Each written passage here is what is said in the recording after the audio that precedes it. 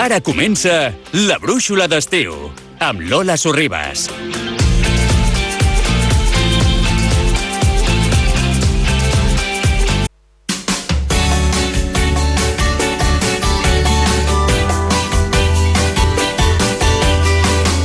Moment ara a La Brúixola, com cada setmana, de dedicar un espai a parlar sobre les fòbies. Com sempre, ho fem amb el psicòleg David Cueto. David, ¿qué tal? Buena tarde, buenas tardes. Muy buenas tardes, ¿qué tal otra vez?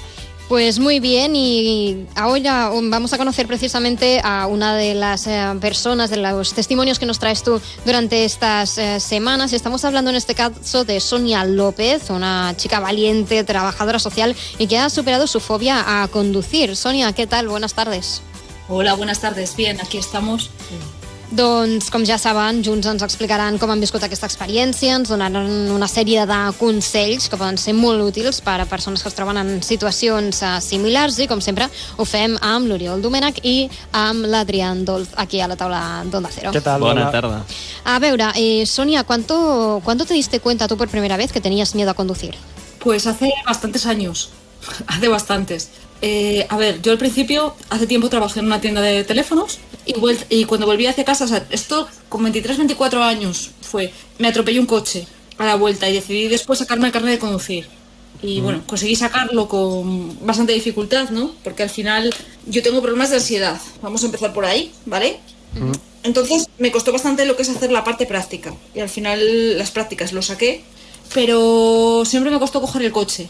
Y al final, o sea, el miedo me daba ya el hecho de tener que ponerme y el hecho de tener que arrancar el coche, estar pendiente de todo. Pero lo que me disparó sobre todo el miedo fue un accidente que tuve en una rotonda. Que yo iba a hacer un giro a la rotonda y un coche cortó lo que es por el carril interior, hizo la rotonda recta y me dejó toda la parte izquierda del coche aplastada. Entonces, a partir de ahí, vendí el coche que yo tenía de aquella época y demás, y estuve bastante tiempo sin conducir, unos 12 o 13 años. O sea, podríamos decir que ya cuando te sacaste el carné, producto probablemente de ese atropello, ya tenías miedo a conducir. Sí, tenía bastante respeto porque te das cuenta de que los coches al final son algo bastante serio. Pero sí que es cierto que al final dices, te das cuenta que te lo piden para cualquier tipo de trabajo, ¿no? Al final, cuando empecé a trabajar con 20 años, pues si trabajas, en trabajos no cualificados de cajera, reponedora, digamos que tienes un rango en tu barrio, donde, vamos, por lo menos en León, que es una ciudad pequeña, puedes acceder a determinados trabajos, pero si quieres ya ganar un poquito más, con trabajos más especializados, como había, por ejemplo, de comercial de impresoras o de otro tipo de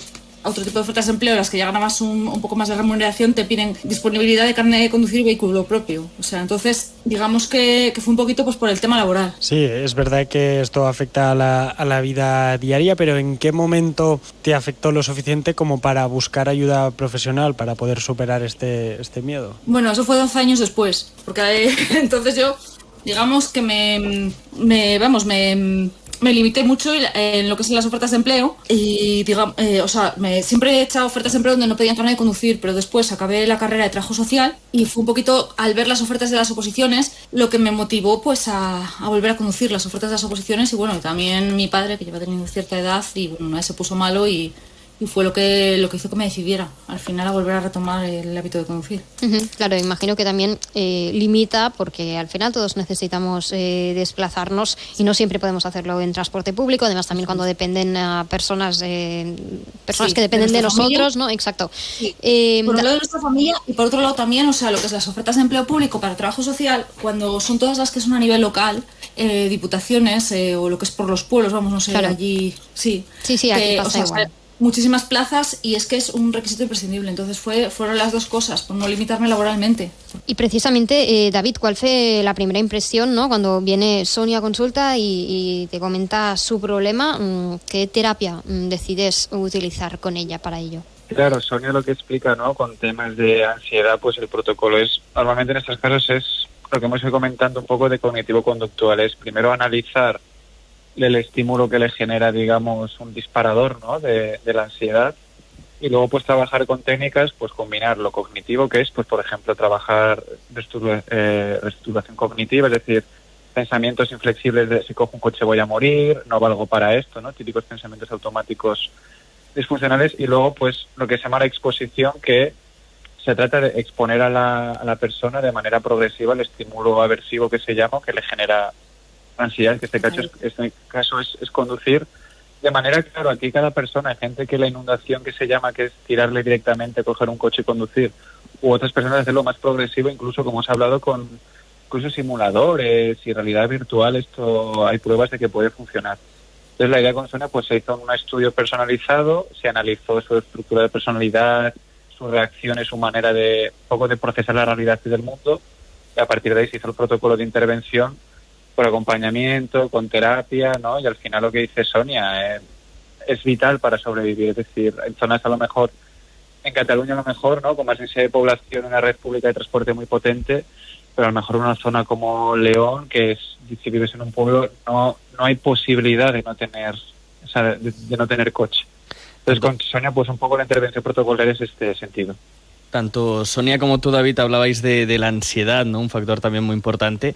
No sé qué relación pueden tener este tipo de fobias también con un posible trastorno de ansiedad generalizada. Claro, es como una manifestación, ¿no? Digamos, pensemos en la ansiedad, ¿no? Lo que hablaban con lo de la transmisión del COVID, ¿no? El tema exponencial, que la ansiedad un poco fisiológicamente tiene este funcionamiento, ¿no? Si hay una ansiedad de un 10, cualquier estímulo, digamos, problemático, se dispara mucho más que si está en un 1, es decir, de 10 pasa al 100 y del 1 pasa al 10, por así decirlo. Entonces, si Sonia ya tiene una manera de afrontamiento un poco ansiosa, o por fisiología o sistema de creencias, cualquier pequeña cosa, esto lo dispara muchísimo más. Entonces, sí que, claro, las fobias son como manifestaciones que se pueden decir simbólicas de miedos inespecíficos, ¿no? La ansiedad, fijaos, ¿no? De niño la gente tenemos miedo a cosas desconocidas, la oscuridad, las aguas profundas, ¿no? Y a partir de ahí los miedos se van como, concretando en, pues, gente más en conducir, gente que tiene miedo a subir en un ascensor, gente con miedos, pero sí, la ansiedad generalizada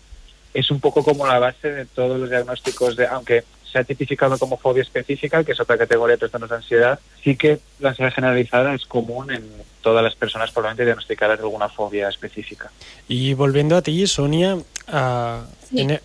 ¿cuál fue el momento más complicado para ti en esta fobia? ¿Sí, durante la terapia o antes de ella? Antes el hecho de pensar en subirme a un coche, muchas veces también la presión social, ¿no? El hecho de que a lo mejor mis amigas tuvieran también coches, que no puedes ir a un coche, no se puede vivir sin coches, que, ¿sabes? No es para tanto. Muchas veces es también la presión que te meten, ¿no?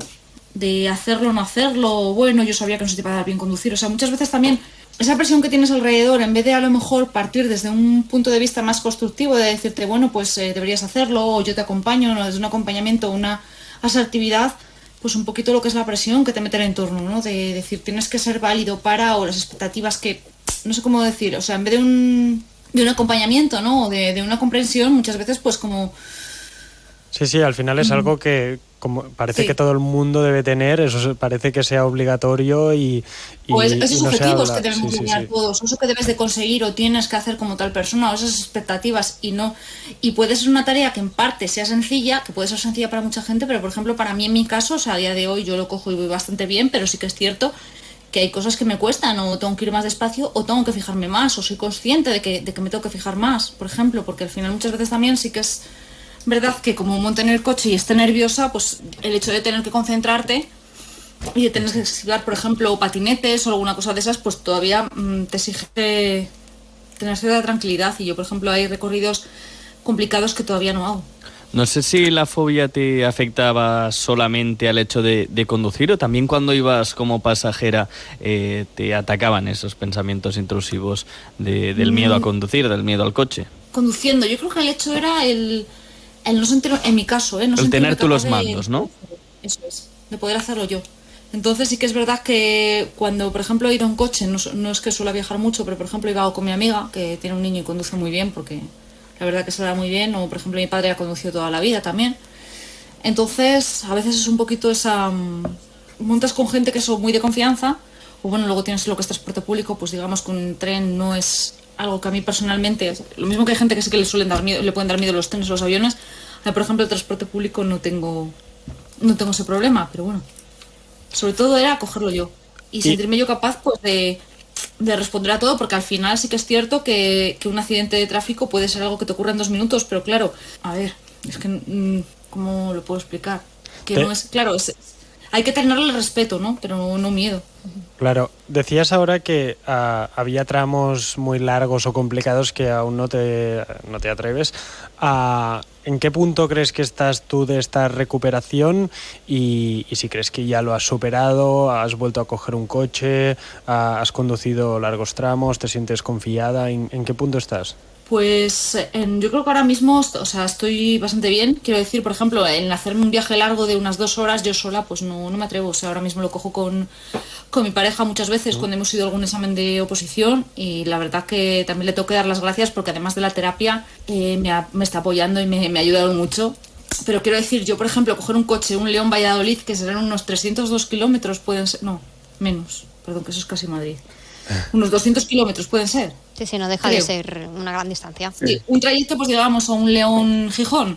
Yo sola no me atrevería, ahora mismo, quiero decir. David, ¿qué consejos darías a otras personas que tienen esta misma fobia o este miedo a conducir? Claro, primero lo que ha dicho Sonia, hay 2 cosas muy importantes. Primero, la red de apoyo, ¿no? Tener gente cerca que te soporte, ¿no? Que te mantenga un poco soporte de apoyo, ¿no? De que sí, la terapia, digamos, nosotros somos profesionales, intentamos dar un servicio profesional, pero que al final los humanos, si no hay un sistema alrededor de refuerzo, de ánimo, de no, tú puedes, es decir, no criticar, y luego, claro, el sentirse acorralado, que será el tema paradójico de que Sonia lo que está explicando, ¿no? La presión social de que para superar una fobia hay que exponerse a lo que te da miedo, pero la persona no puede sentirse acorralada porque digamos que probablemente sea la peor sensación de una persona que tiene ansiedad. El sentirse, el no tener escapatoria, no tener huida, el sentirse pues esquinada. Entonces hay este efecto doble de comprensión del entorno y digamos no intentar, claro, yo imagino que son buenas palabras, ¿no? La gente no le hace para molestar, de bueno, tranquilo, no pasa nada, pero conducir es una habilidad relativamente reciente en la humanidad.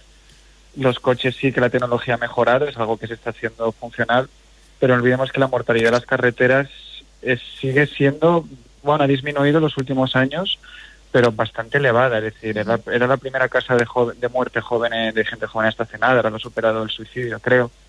Entonces, que sí que es lo que dice Sonia, que es una actividad rutinaria, pero a la vez seria, quiere decir, y esto probablemente no, algunos oyentes podrían empatizar que son, bueno, uno puede tener un accidente, fallecer o quedar con problemas, digamos, físicos toda la vida. Y ahí, bueno, quizá a lo mejor el enfoque de tenerle miedo es más útil y práctico que ser más temerario con el coche. Pero al final es eso, es una red de apoyo que... Sí. No, sería para terminar, que sea una red de apoyo, pero no, es que entiendo que sea muy complicado, para el entorno de una persona con una fobia clínica, tengo que animarle pero tampoco puedo sentirse... Es lo que se suena muy bien, acompañar. Y esto, bueno, los profesionales de la salud mental nos entrenamos en esto, en exponer a la persona a lo que le da miedo sin que se sienta con una espada de Damocles encima. Y es importante también que esto se trate también desde lo que es los servicios de salud mental, desde la psicología, ¿no? Y dejar claro que es un servicio que también se está ofreciendo y un nicho que también cubre la psicología, que muchas veces la gente parece querer buscar soluciones y no sabe a lo mejor dónde dirigirse, y también visibilizar este tipo de trabajo de terapias, ¿no? Estos espacios también me parece algo importante. Yo quería preguntarte, Sonia, sí. Todos este tipo de noticias, ¿no?, de las que nos hablaba David, que muchas veces nosotros somos los primeros que tenemos que darlas en un informativo de muertes en accidentes de tráfico o este tipo de sucesos, no sé si tú las vives de una forma diferente. Ahora no, pero sí que es cierto que ahora no, O sea, esto fue, te digo, yo cuando peor lo pasé fue después del golpe que tuve en la rotonda. Me acuerdo además que había alguna de estos accidentes de coche cuando las noticias creo que antes en los 90, ¿te acuerdas? Los 2000, por ahí al principio eran más explícitas las imágenes. Uh-huh. Pues a lo mejor con imágenes de hierros torcidos o algo así. Me acuerdo además es que era de un coche rojo. Y me acuerdo que era una imagen como con los hierros retorcidos y a mí me impresionó bastante. Fue justo, pues sería a lo mejor a los 2 meses, una cosa así. Y para ir terminando ya, puede ser una pregunta para los dos. ¿Qué consejos le daríais a una persona que ahora mismo nos puede estar escuchando y puede sentirse identificada con algunos de vuestros testimonios? O sea, ¿qué consejos son básicos y también al entorno de esas personas? Por ejemplo, un oyente que puede decir, no, es que a mi hijo no se está sacando el carné porque tal vez pues pueda tener miedo. ¿Qué consejos daríais? Di Sonia, sí, al final Sonia ha llevado la ha recibido y ahora puedo comentar al final también. ¿Qué puedes decir, Sonia? Pues Sí, claro, lo que has recibido, ¿no? De tu ejemplo, ¿no? Al final, que eres la persona... Lo primero es ser consciente de que si eres una persona que tienes miedo, eres igual de válida que las personas que no lo tienen. Es decir, poder permitirte validar tu emoción, decir, pues tengo miedo, o sea, es decir, asumirla y reconciliarte con ello, ¿no? Y luego buscar ayuda. Pero sobre todo asumirlo, que puedes ser una persona válida, es decir, no tenerlo tampoco como un tabú y también buscar un lugar seguro donde puedas expresarlo. Es decir, si tienes a alguien alrededor, que puede ser incluso una persona de tu familia que te quiera mucho, ¿no? Una persona cercana, y si sabes que esa persona no te va a dar un feedback adecuado, pues intentar no hablar ese tema con gente que te pueda, digamos, cancelar más, ¿no? Pues... Claro, lo que es eso. Dime, David, dime. Sí, que hay gente...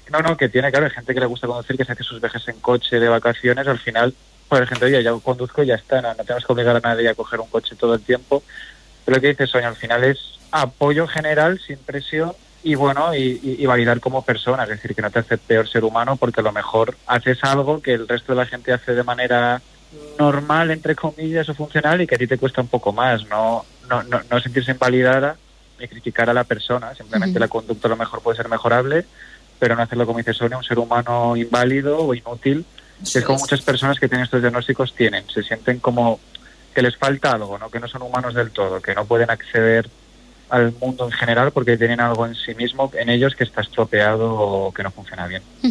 Pues nos quedamos con estas dos ideas, tanto pedir ayuda, que comentaba Sonia, como también esta necesidad de la red de apoyo y este refuerzo del entorno. David Cueto, psicólogo, y Sonia López, trabajadora social, muchas gracias por estar aquí con nosotros en la Brúixola d'Estiu.